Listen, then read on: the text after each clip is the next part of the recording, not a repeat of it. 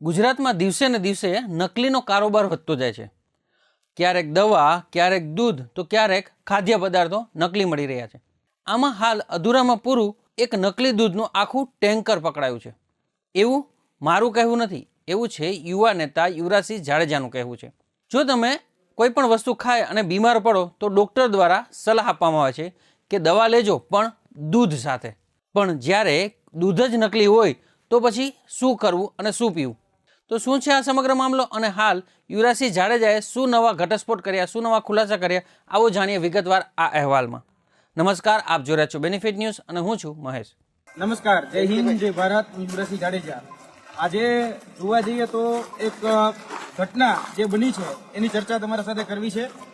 ઘણા સમયથી જોઈએ છે કે ગુજરાતની અંદર નકલી દૂધનો વેપાર એ બેફામ અને બેલગામ ચાલી રહ્યો છે અને તેની પાછળ છેલ્લા 3 મહિનાથી અમે સતત મહેનત કરી રહ્યા હતા. અને મહેનત જોવા જઈએ તો જે જગ્યાએ નકલી દૂધ બને અને એ જગ્યાએથી અલગ અલગ વિસ્તારોની અંદર જતું હોય એવી ઘણી બધી શંકાઓ અમારા સામે આવી હતી.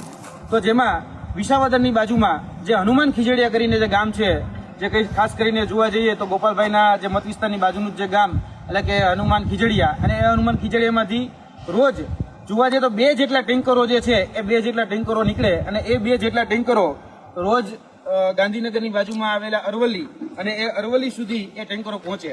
હવે અમે સતત આ ટેન્કરોની પાછળ અને સતત કહી શકાય તેને ઉજાગર કરવા માટે દૂધ સાચું છે કે દૂધ ખોટું છે એને ઉજાગર કરવા માટે સતત મથી રહ્યા હતા. પરંતુ આજે જોવા જઈએ તો જ્યારે બાજુનું જ ગામ આપણે પરબ વાવડી અને પરબ વાવડીથી જ્યારે હનુમાન ખીજડીયા તરફ અમે જ્યારે રિટર્ન થતા હતા ત્યારે અમારી ઉપર જીવલેણ હુમલો કરવામાં આવ્યો છે.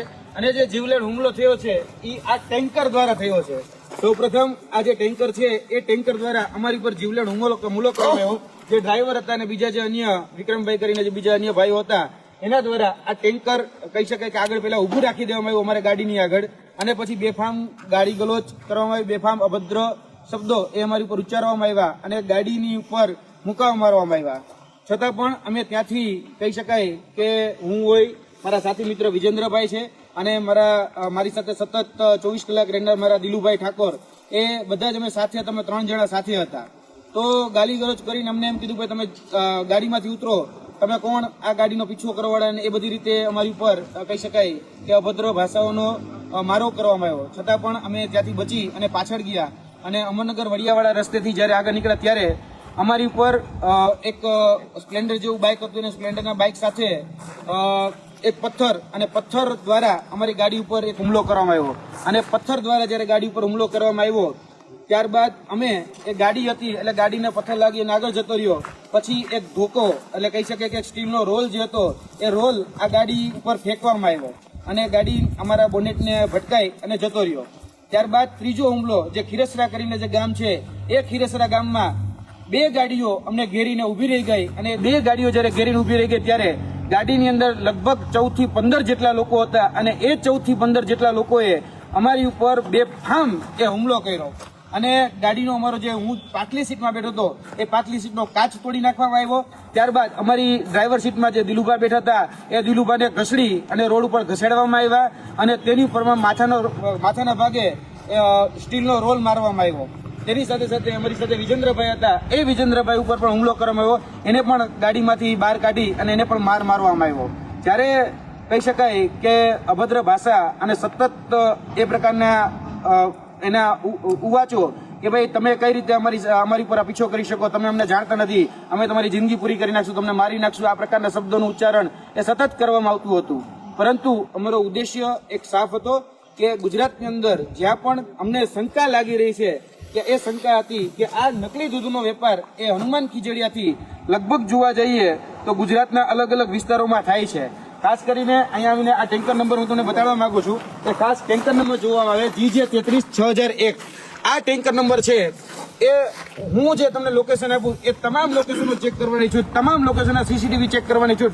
છેલ્લા 3 કે 4 મહિનાથી તમે આ ટેન્કરની પાછળ છીએ અને આ જે ટેન્કર છે એ ટેન્કર અરવલ્લીના જે વિસ્તારો છે એ અરવલ્લીના જે વિસ્તારો છે એમાં ખાલી થાય છે. જે સહકારી ડેરી છે જેમાં માધવ શીત કેન્દ્ર છે એ માધવ શીત કેન્દ્રની અંદર એ પછી 500 લીટર હોય, 1000 લીટર હોય કે 1500 લીટર એ દૂધ ત્યાં ખાલી કરવામાં આવતું હતું ત્યારબાદ જે તલોદ ગામ છે એ તલોદ ગામની નવી બોરડીની જે આદર્શ ડેરી છે ત્યાં પણ આ દૂધને ખાલી કરવામાં આવતું હતું. ત્યારબાદ અમોદરા ભાથીજી દૂધ મંડળી છે ત્યાં પણ અહીંયાથી દૂધ લઈ અને ત્યાં ખાલી કરવામાં આવતું હતું. તો આ સહકારી ડેરીમાં જો કોઈ જગ્યાનું બહારનું દૂધ લેવાની મનાઈ હોય તો આ સહકારી આ દૂધ છે એ કઈ રીતે એ સહકારી ક્ષેત્ર સુધી પહોંચતું હતું?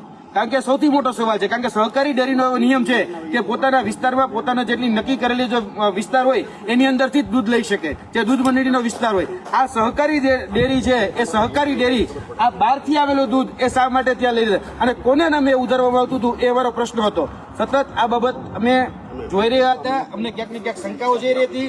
એટલે કેમ પ્રકારે આ જે દૂધ હોય એ દૂધના અલગ અલગ સેમ્પલો પણ અમે લેવાના પ્રયત્ન કર્યા હતા.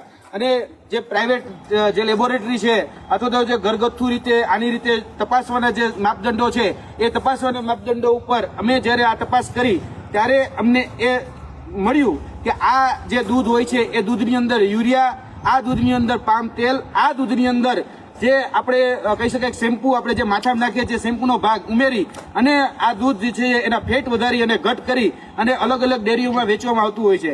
આપણે ઘણી વખત જોયું છે કે દૂધની ડેરીઓની અંદર એ કહી શકાય કે ભ્રષ્ટાચારના માધ્યમથી કે કોઈ ગેરરીતિના માધ્યમથી એ નકલી દૂધ બનતું હોય છે.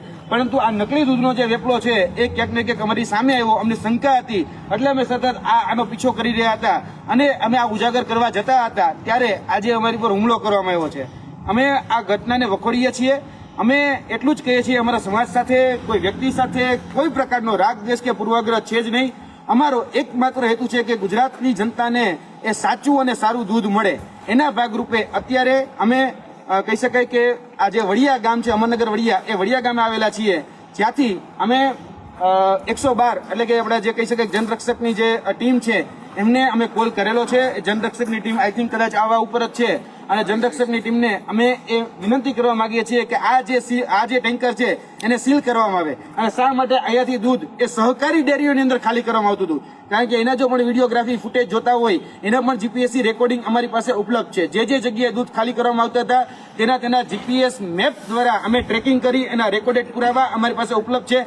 આ જે જગ્યાએ આ ટેન્કર જતું હતું એ તમામ વિસ્તારો વિધાઉટ સીસીટીવી અને વિધાઉટ કહી શકાય કે આપણા ટોલ ટેક્સ એક પણ નહોતા લેતા. તમે વિચારો હવે જે દૂધ વિસાવદરથી નીકળે અને છેક અરવલ્લી સુધી જાય અને એક પણ ટોલ ટેક્સ ન લે એ આ ટેન્કર છે. આ 6001 નંબરનું ટેન્કર છેલ્લા 3 મહિનાના એના રેકોર્ડ જોઈ લેવાની છૂટ કે આ ટેન્કર જે છે એ ટેન્કરની અંદર આ દૂધ અહીંથી લઈ અને સહકારી ડેરીની અંદર ખાલી કરવામાં આવતું હતું. એટલે અમને આ દૂધની અંદર શંકા છે. અમે એ વિનંતી કરીએ છીએ કે અમારી ઉપર હુમલો થયો એ અમને વાતને ચોક્કસપણે વખોડીએ છીએ. આગળ એની જે પણ કાયદાકીય પગલાં લેવાના હશે એ જે વ્યક્તિઓ લેવાના હશે લેશે. પરંતુ અમારી વિનંતી છે અહીંયા જે પીસીઆર વાન આવેલી છે પીસીઆર વાનના અધિકારીઓને પણ વિનંતી કરીએ છીએ કે તાત્કાલિક ધોરણે આ ટેન્કરને સીલ કરવામાં આવે અને આ જે ટેન્કર છે એના માલિક કોણ છે, આ ટેન્કર નું દૂધ શા માટે સહકારી ડેરીની અંદર ખાલી કરવામાં આવતું હતું અને અહીંયા કહી શકાય કે એક બકરીનું દૂધ ઉપલબ્ધ નથી. અહીંયા 10,000 લીટરના 2 ટેન્કર એ સતત અહીંથી ભરી અને અરવલ્લી બાયડ જેવા વિસ્તારોમાં ખાલી કરવામાં આવતા હોય છે. તો એ કઈ રીતે પોસિબલ છે? જ્યાં એક ગામની અંદર એક બકરીનું દૂધ અવેલેબલ નથી ત્યાં 10,000 લીટરના ટાંકાના દૂધ એ અહીંયાથી લઈ ટ્રાવેલિંગ કરી અને કહી શકાય કે અરવલ્લી બાયડ જેવા વિસ્તારોમાં મોકલવામાં આવે છે. કોની રહેમરા નીચે આ બધા ટેન્કરો જે છે મોકલવામાં આવે છે?